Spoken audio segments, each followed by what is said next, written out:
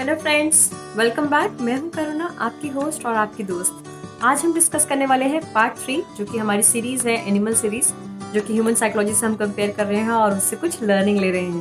Part 1 crab mentality और part 2 baby elephant syndrome में मैंने कुछ इंपॉर्टेंट फैक्ट्स शेयर किए हैं। अगर किसी ने नहीं देखा है तो मेरी रिक्वेस्ट है वो जरूर जाकर देखें। स्वागत करती हूँ आप सबका अपने इस चैनल पे, जिसका नाम है the insight station. Let the journey start.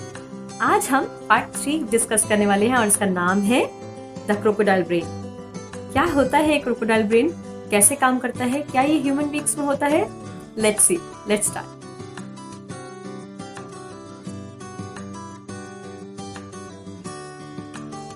Crocodile brain. So crocodile brain, पहले तो हमें ये समझना होगा क्रोकोडाइल ब्रेन काम कैसे करता है। सो क्रोकोडाइल ब्रेन 3 ही तरह से काम करता है। पहला, क्या मैं इस चीज को, कोई भी चीज जब वो देखता है तो उसे एनालाइज करता है। क्या मैं इस चीज को खा सकता हूँ, किल कर सकता हूँ? Can I kill it? क्या ये चीज मुझे तो नहीं किल कर देगी, कहीं ये मुझे तो नहीं मार देंगे? Is it a threat, is it a danger? और थर्ड, क्या ये मेरा पार्टनर या ये मेरी पार्टनर हो सकती है? Means attraction. सो बेसिकली हमारे ब्रेन में भी 3 लेयर्स होती हैं, जिसमें पहली लेयर और सबसे छोटी लेयर होती है, जो कि एक्चुअली में कोई भी इंफॉर्मेशन जब आती है उसे पास करती है, first as a gatekeeper की तरह काम करती है। उसका नाम होता है द क्रोकोडाइल ब्रेन। उसके बाद आता है आपका मिड ब्रेन और उसके बाद आता है आपका सबसे बड़ा human being brain, which is neocortex. हमें लगता है कि जब हमें कोई इन्फॉर्मेशन मिलती है या हमसे कोई जब कोई बात करता है तो हम उस इन्फॉर्मेशन को यहाँ पे एनालाइज करते हैं, but that is wrong. Actually में कोई भी इन्फॉर्मेशन सबसे पहले क्रोकोडाइल ब्रेन एनालाइज करता है, और अगर उसे कुछ नया, अट्रैक्टिव या थ्रेट नहीं लगता तो वो उस इन्फॉर्मेशन को आगे पास नहीं करता। इनफैक्ट वो उसे इग्नोर कर देता है। इसका मैं आपको एक सिंपल सा एग्जांपल देती हूँ।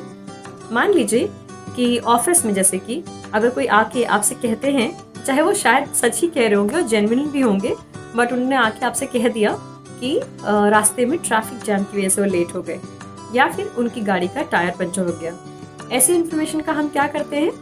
अगर वो सच भी बोल रहे होते हैं तब भी हम ऐसी इन्फॉर्मेशन को इग्नोर कर देते हैं, क्योंकि ना तो इसमें कुछ नया है, ना ही कुछ अट्रैक्टिव है, और ना ही इससे हमें कोई थ्रेट है।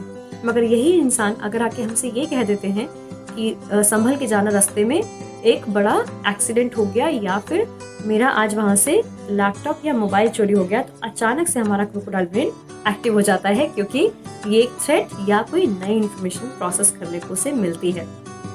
एग्जैक्टली वैसे ही बहुत सारी कंपनीज अगर आप देखेंगे तो वो आपके क्रोकोडाइल ब्रेन को बहुत अच्छे से समझती हैं। उन्हें बहुत अच्छे से मालूम है कि उन्हें सेल्स पिच कैसे बनानी है। प्रोडक्ट लॉन्च करते वक्त वो आपके क्रोकोडाइल ब्रेन को ही ध्यान में रख के बनाते हैं। जैसे कि एग्जाम्पल, बहुत पुरानी, जो हमारी इंडिया की सबसे पुरानी फेयरनेस क्रीम की एक कंपनी है, कितने बार वो नए नए एडवर्टीजमेंट्स लेके आती रही। उनके कॉम्पिटिटर्स ने सोचा कि चलो क्यों ना हम एक नया स्लोगन लाएं। कहा कि फीमेल्स के लिए क्यों, मेंस के लिए भी फेयरनेस क्रीम जरूरी है। इनफैक्ट उसी कंपनी के दूसरे कॉम्पिटिटर्स ने कहा कि गोरा होना ही सुंदर क्यों होता है, ब्लैक ब्यूटी भी रेडिएंट हो सकती है, सुंदर हो सकती है। So let's not talk about fairness, let's talk about a radiant beauty. So इसी तरह से और अगर मैं आपसे दूसरी कंपनीज की बात करूँ तो जैसे कि इंश्योरेंस कंपनीज, जिनका बेस मोस्टली थ्रेट होता है। In fact not I will say threat, in fact वो आपको डेंजर की तरफ अलर्ट करते हैं, जिंदगी के साथ भी, जिंदगी के बाद भी। ये स्टेटमेंट सुनते ही हमें जो हमारी लाइफ का एक अल्टीमेट एंड है वो नजर आने लगता है, और उसके बाद हमारी फैमिली का क्या होगा इसके बारे में हमें सोचने पे मजबूर कर देता है, जिसकी वजह से हम उस पॉलिसी को कंसिडर करना स्टार्ट कर देते हैं। सो बेसिकली ये जितनी भी इंश्योरेंस कंपनीज हैं या फिर जितनी भी, इनफैक्ट कोई भी प्रोडक्ट कंपनी है, वो सब आपके क्रोकोडाइल ब्रेन को एक्टिव करना चाहती है। बट हर चीज हर एक को पसंद क्यों नहीं आती अगर ऐसा है तो? क्योंकि कोई चीज किसी के लिए कुछ नया होगा, कुछ अट्रैक्टिव होगा। हो सकता है किसी को वो चीज थ्रेट ना लगे, डेंजर ना लगे, तो हो सकता है एक प्रोडक्ट आपको पसंद आए और मुझे पसंद आए, या मुझे पसंद आए आपको पसंद आए। तो दैट इज पॉसिबल।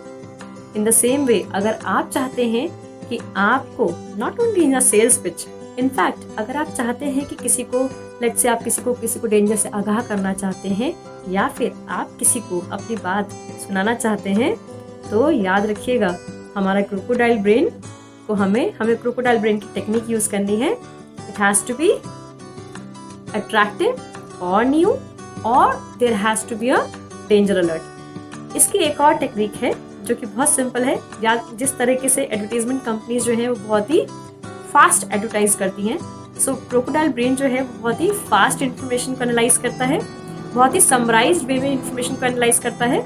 और तीसरा बाइनरी मोड में एनालाइज करता है, जैसे कि good, bad, right, wrong, threat, not threat. So अगर आप good, bad, right, wrong, threat, not threat ऐसे बाइनरी मोड में इंफॉर्मेशन को कोड करके रखेंगे तो हमारा जो ब्रेन है वो उसे ज़्यादा अटेंशन देता है और उस इंफॉर्मेशन को रिट्रीव करके रखता है, रिटेन करके रखता है। Is it interesting? I am sure you like this video, and I'm going to come soon with the part number 4 with a new animal, with a new trait. Till then, take care, bye bye, stay safe, stay healthy, stay happy.